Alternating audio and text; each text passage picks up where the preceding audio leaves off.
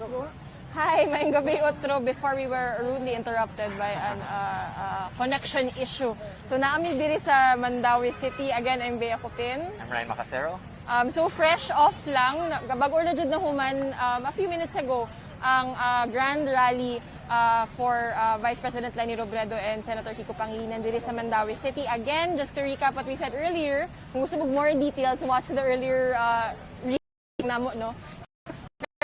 Storm Cebu Province today. Again, vote rich ang Cebu Province, 3.2 million voters. This time, they campaigned sa northern part of Cebu.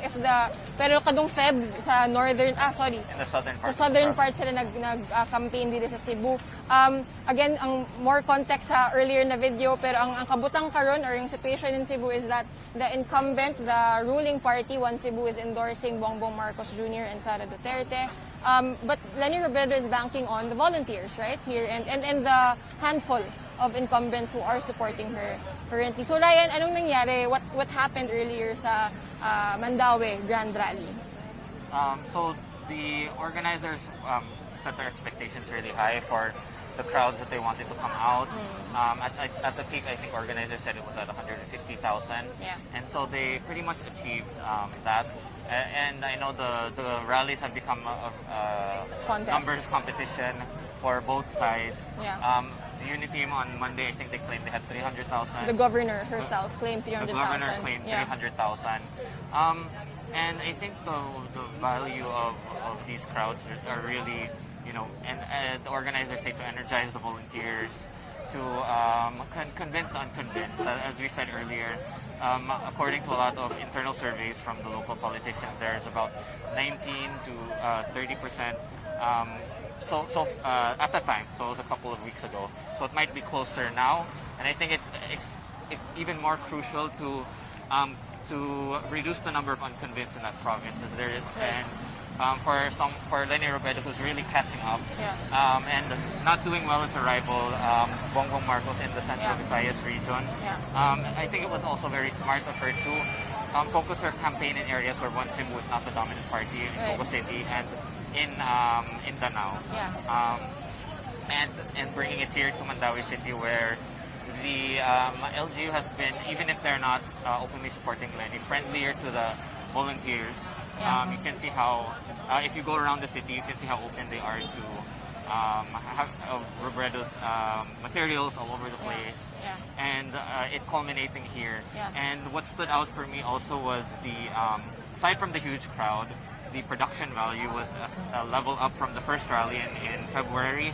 So the main organizer of this festival is Sir Ricky Ballesteros, who was the director of the Sinulog Festival for several years, and that festival draws out millions of people every year, including a lot of tourists. So I expected to see some of that Sinulog festive atmosphere here, and it definitely was.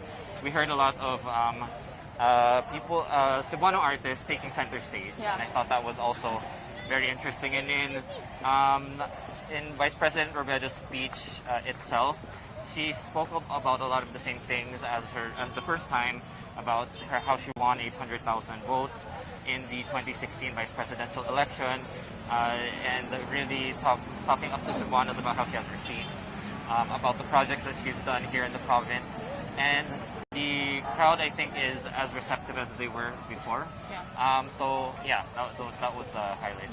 And siguro to go back to yung kailangan masinsinan one by one yung pag-convince mo ng mga tao. Parang several times during the rally gainan, for me to remind sa hosts, sa mga candidates, ang house to house. I'm sure you know by now, di ba, ang Robredo campaign, the volunteers, the main campaign itself, has been organizing house-to-house campaigns all over the country. And in fact, on the 23rd, if I'm not mistaken, di ba, mga grand house-to-house na siya for the Robredo campaign for Leni Robredo.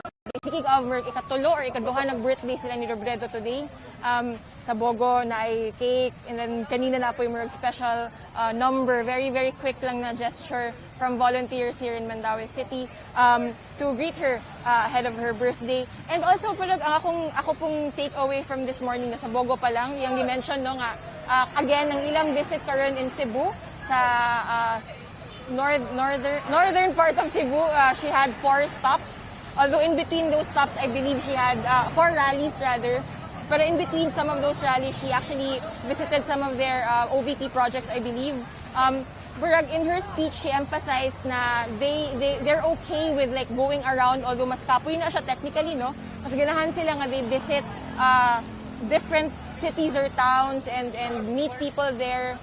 Because the thinking is, kaysa kanang they ask their supporters to converge in one area such as perhaps Mandaue City or Cebu City.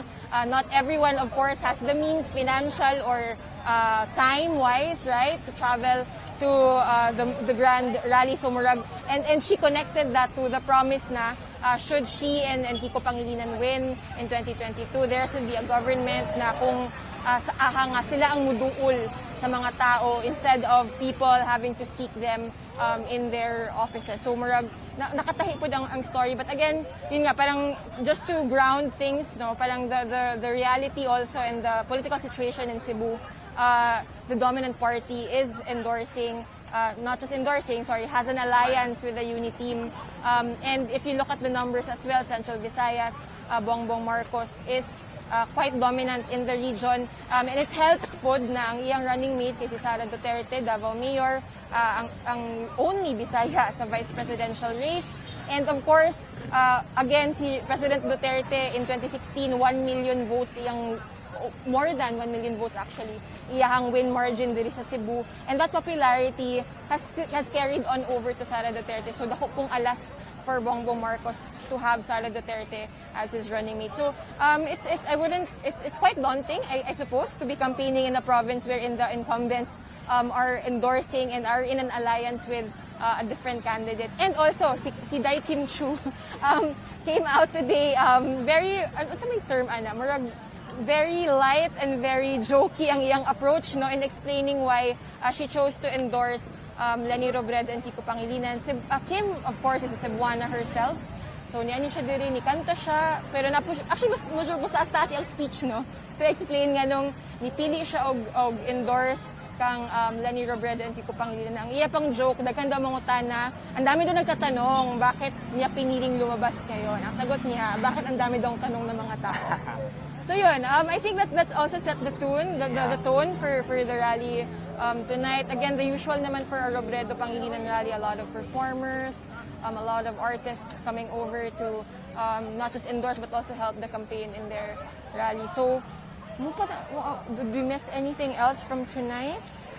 I think with regard to the rally, we tend to speak about campaigns in terms of endorsements and local chief executives. But I think Cebuanos have displayed also in previous elections and now that we also have to take into account agency of of course. Of the voters, and that includes the agency of unity voters as well. That we can't assume that it's all about the command votes. The command votes are a big part of it, but I think the rallies are also an important physical display of who your voters are. And I guess it helps to draw in the undecided. Kay, as cynical as this sounds, syempre people want to choose the winner.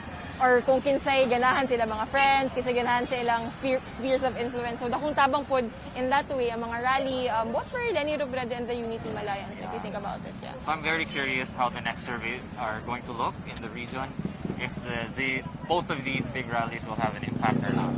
Right. I'm sure political observers from both camps and the camps outside of the Robredo and Unity camps will be tracking kung unsay effect bitaw sa duha ka rally diri nga, di ba, per in 1 week you have 2 major rallies by the 2 presidential candidates leading opinion polls.